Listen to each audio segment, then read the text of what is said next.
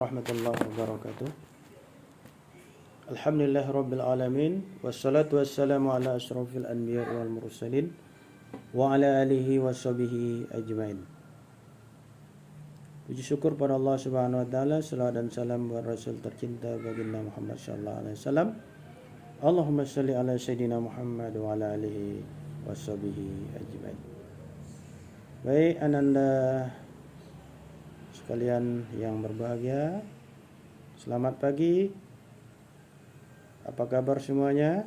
Tentu ananda semua dalam keadaan sehat walafiat, selalu dalam ridha Allah Subhanahu wa taala. Ananda sekalian, pada pertemuan kali ini kita mempelajari media, salah satu media pembelajaran, yakni menggunakan slide atau PowerPoint dengan interaktif,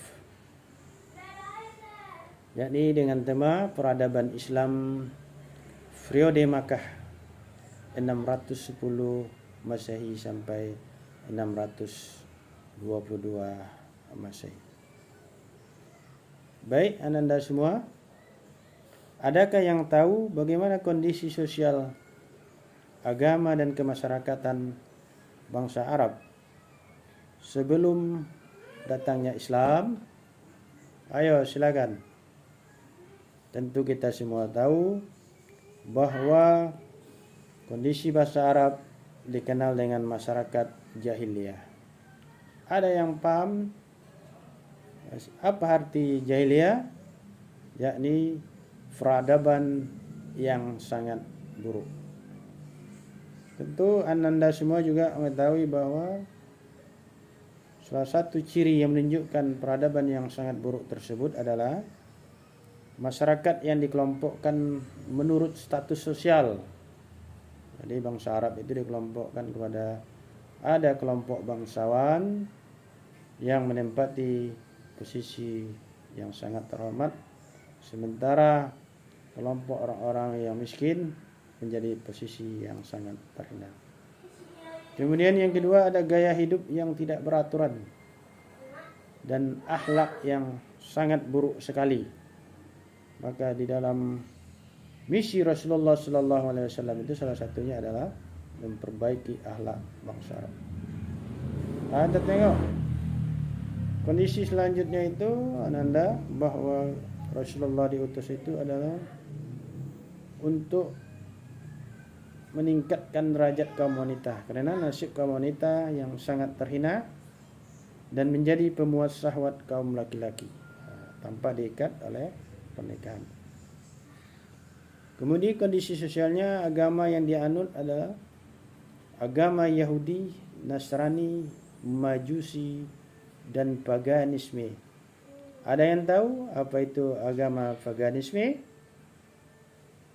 Agama paganisme adalah agama penyembah api. Kemudian penuh dengan praktek kemusyrikan atau menyembah berhala. Maka dalam kondisi masyarakat yang demikian itu, maka Allah Subhanahu wa taala mengutus Nabi Muhammad SAW. Ada yang tahu apa misi Nabi diutus oleh Allah Subhanahu wa taala di tanah Makkah? Ayo silakan. Jadi yang pertama adalah menyampaikan risalah kenabian kepada orang-orang Quraisy. Yang kedua adalah misi Rasulullah itu memperbaiki akhlak bangsa Arab tadi, dari bangsa yang tidak berakhlak menjadi bangsa yang berakhlak. Ayo silakan, ada yang tahu apa contoh salah satu keburukan akhlak bangsa Arab itu? Adalah salah satunya adalah tidak menghormati orang tua. Kemudian tidak ada akhlak kepada lawan jenis. Kemudian juga tidak ada akhlak kepada tetangga. Tidak ada akhlak kepada anak muda kepada orang tua. wa innaka la'ala khuluqin azim. Jadi memperbaiki akhlak bangsa Arab.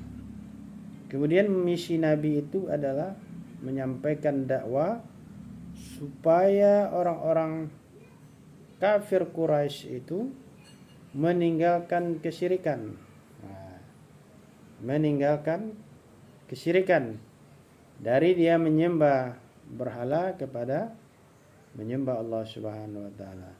Daripada menyembah api kepada menyembah Allah Subhanahu wa taala, dari mensyirikatkan Allah Subhanahu wa taala menjadi mentauhidkan Allah Subhanahu wa taala dengan salah satu ayat Al-Qur'an yang sampaikan Nabi, qul huwallahu ahad Allahus samad lam yalid wa lam yulad wa lam yakul lahu kufuwan ahad.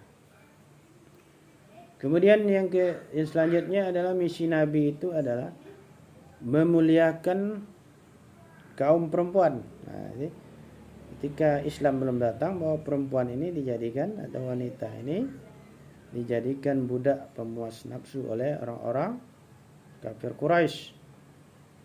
Jadi tanpa diikat oleh tali pernikahan, dan kondisi atau status masyarakat perempuan masyarakat Arab itu adalah sangat terhina. Bahkan dalam sejarah dikatakan bahwa apabila ada anak perempuan yang lahir, maka mereka akan langsung membunuhnya karena merupakan sebuah aib bagi keluarga mereka.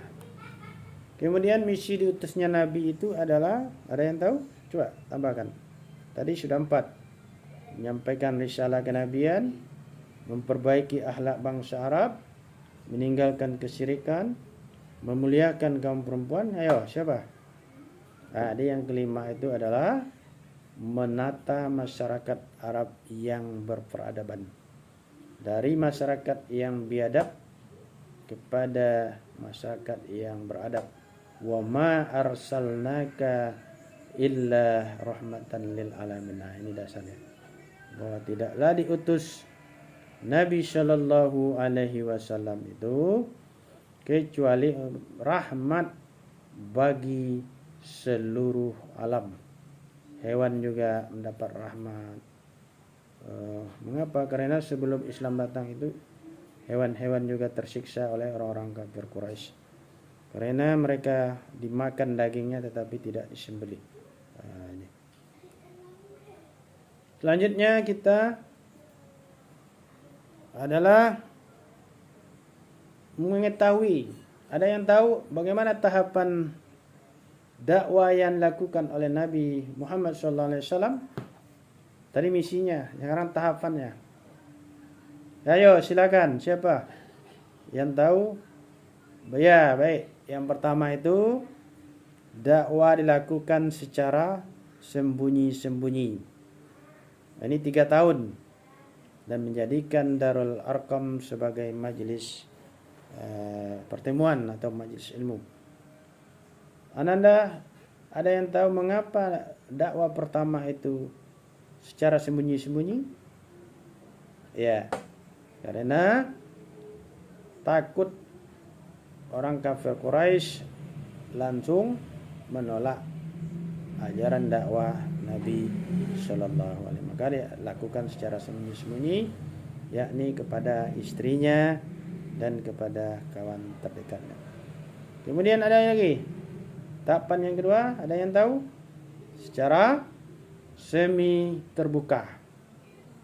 Berarti orang-orang dakwah kepada orang-orang terdekat. Kemudian yang ketiga adalah secara terang-terangan. Nah, setelah dirasa cukup pengikutnya, maka Nabi menyampaikan dakwah secara terang-terangan kepada seluruh masyarakat Arab. Fasda bima tu'maru wa a'rid anil musyrikin. Ini hal hijrah yang dasarnya. Dan sampaikanlah olehmu ya Muhammad secara terang-terangan, dan berpalinglah dari orang-orang musyrik. Baik, Anda sekalian, ketika dakwah terang-terangan ini dilakukan oleh Nabi, maka terjadi perlawanan dilakukan oleh orang-orang kafir Quraisy ini, dan mereka bahkan ada yang mengancam akan membunuh Nabi jika terus melaksanakan misi dakwanya. Maka Nabi hijrah ke Madinah. Nah, ini kita tengok mengapa dakwah Nabi ditolak oleh kafir Quraisy Makkah. Ayo, silakan. Ya, Ananda. Yang pertama, ya, taklid kepada nenek moyang dan memegang teguh tradisi adat istiadat, dan sedangkan Islam adalah ajaran baru. Jadi orang kafir Quraisy itu masih memegang tradisi nenek moyang mereka. Yang kedua adalah, ya, silakan Anda. Ya, takut kehilangan status sosial karena ajaran Nabi yang menyamakan martabat seluruh manusia. Inna akramakum indallahi atqakum. Kemudian selanjutnya adalah mengapa dakwah Nabi itu ditolak? Takut kehilangan kekuasaan. Keempat itu adalah mengapa Nabi SAW ditolak dakwanya oleh kafir Quraisy adalah takut kehilangan mata pencarian.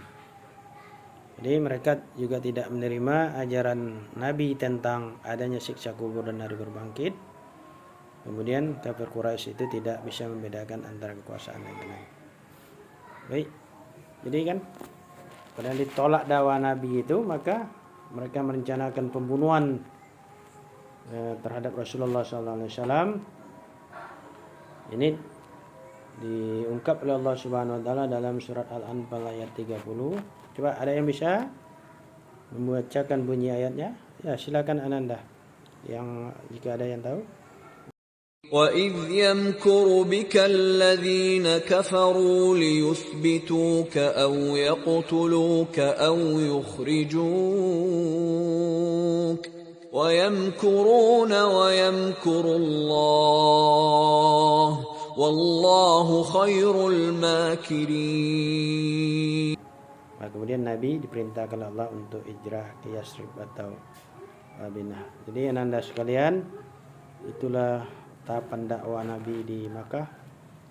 Ini jadi motivasi bagi kita supaya bersemangat dan mempunyai giroh, semangat terhadap mendalami ajaran Islam ini.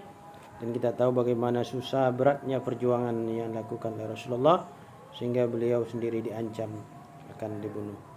Sekian, terima kasih. Semoga Allah mendapatkan ridho Allah. Semoga kita mendapatkan ridho Allah Subhanahu Wa Taala. Selamat pagi Ananda sekalian. Wassalamualaikum warahmatullahi wabarakatuh.